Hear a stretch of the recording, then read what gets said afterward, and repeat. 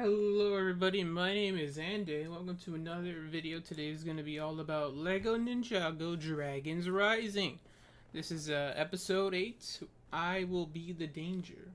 Very very interesting and kind of like a focused perspective. Like, who is this I that will be danger? How will they be dangerous in this situation, circumstance, whatever? So last time a lot happened. Well, not a lot, but usual standard. We met Wildfire. She's cool. I wonder. We never really got a specific explanation on what she is all about, like a fire. We knew she was raised by, raised by that one dragon, Heatwave. Heatwave is picking me up. In the way they say it, they don't say the wilderness. They say the wildness or something like that. Which is that like a realm? They kind of bring like attention to it. Is it the wilderness? No, it's not the wilderness. It's the wildness. Is the wildness a realm? Is that where we're gonna get out here? Is that gonna be a new realm that we go to sometime? It would explain why we've never seen it before.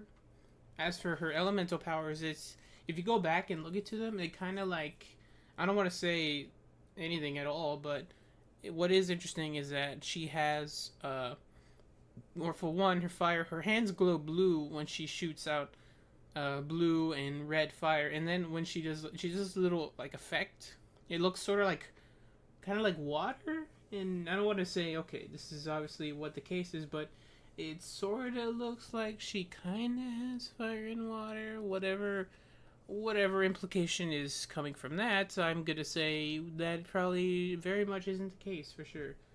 Hold on, I'm gonna sneeze. Eh.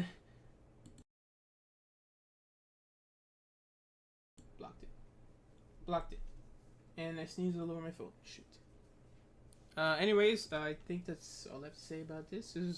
I'm very curious to see what happened. We saw Sora making morpho attacks, and Aaron's gonna defend himself against that one group who they did not have shoulder pads, which they make a big deal about for some reason. Anyways, this is gonna be, yeah, I think that's it for this time. Please, if you're liking this reactions, please come check me out on my other social media. Like, I've been trying to stream sometime on Twitch, despite all that's going on, and I have a Twitter, so go check that out. Pretty please. You know, I mean, you don't have to, but if you want to see more from me, I would love to chat. Yeah, chat. That's a good word. So yeah, without further ado, let's start this episode. Like Ninjago, Dragons Rising. I will be the danger, episode 8. Let me get my headphones on.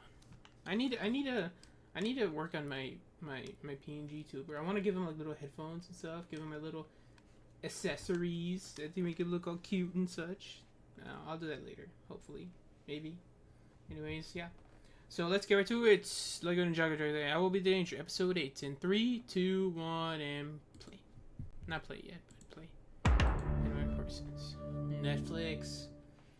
The Netflix. Okay, this works, right? Yep, all good. All good. There we go. Okay, so a lot to talk about. Not a lot, but like there's definitely a case to be made that it's kind of like a middle episode where things happen and it's less, just plot. It's more like, this is what's going to happen here and this is how it'll traverse into this episode. So as for this episode, we learn quite a bit, mostly about Wildfire. We learn, well, for one, she kind of crash landed from who knows where. The implication that she's from space, well, at least from somewhere up high, I guess. So she was up high. Okay, hold on. From the implication that gave us is that she was from this other place. It didn't specify whether it was Ninjago or not, because they gave us importance of, well, the merge, essentially. So I can't talk today. It leaves me to believe that wilderness or the wildness is another realm, and so she was from space, from that realm, I guess. Another realm full of dragons and desert. So she landed and got raised by that robot and Heatwave. And then after that, when the merge happened, she got her powers, which it really did look like you know what I mean. It looked like fire and water, which is not making any implications about what that would lead to, but from what that means is that she got it from the merch. So like, who knows what that really means? What I hope it means is, despite Moro being a ghost and the Master of Wind, there's a new Master of Wind who is Euphrasia. Hopefully, this means what I mean.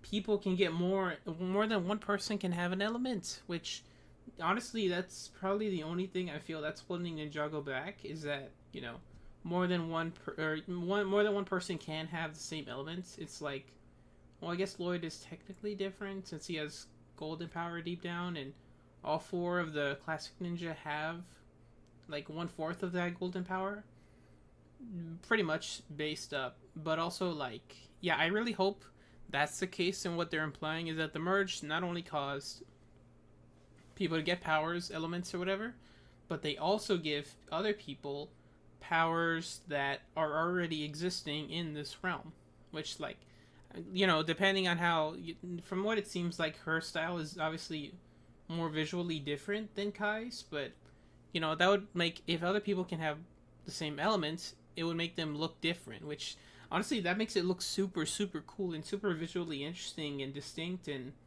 I just don't have enough to say about that, which is, it's like, wow, that could lead to really really cool scenes, events, and stories.